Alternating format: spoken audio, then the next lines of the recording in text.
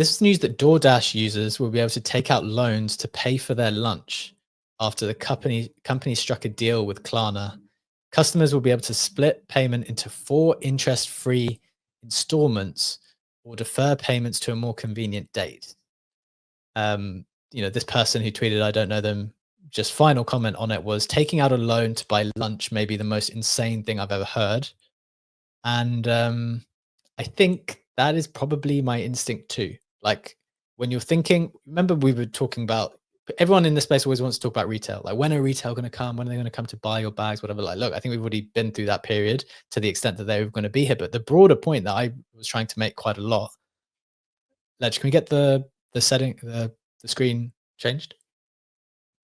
The broader point that I've tried to make quite a lot is I don't know if people have like on a general scale for the people who might want to be aspirational ordinarily. I don't know how much spare capital there is around, and I feel like this product is coming into existence because it's a necessary product, like it's a needed product. So I just was curious, which basically means people are broke, like generally on a broad scale. Like if this is something which might be useful to people. So I'm just curious for your read on the situation. Like, is this happening because people really don't have that spare capital, or is it just like, no, people are fine. It's just this is a thing that we want to provide as an option, and people might just take it up because it might be a helpful thing. Like, what's your Ledge? Maybe to you first, and curious for your thoughts as well, Brad. Yeah, I think it's a very interesting piece of news because Klarna is a very interesting company as a payment provider because they do things a bit different, right? So Klarna is very well known in Europe specifically for the buy now, pay later type of payments that are supported by a lot of online merchants. But the thing that they don't do is they don't charge you interest rates on the deferred payments, basically. So yes, in the background, they are partnered with banking companies, with banks to provide those loans, but they don't charge you interest for that. And they don't necessarily mainly monetize off you as the customer. Well, there is, so maybe it's just taking one step back. So what happens is you defer your payment and you pay at a certain amount at a certain point in time. If you want to defer again, you can't do that, and the company will cut you off from like further deferring your payment. There is a fine that will be charged at a certain point in time.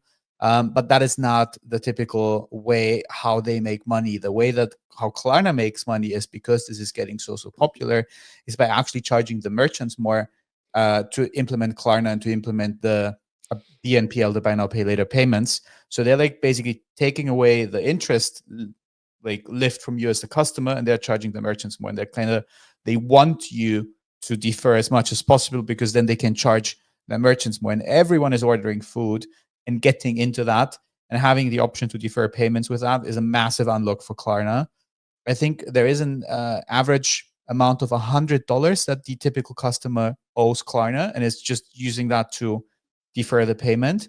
And it's also very interesting if I order something at my online pharmacy here, which is one of the pharmacies where I can pay with credit card, I have to use Klarna in my bank account.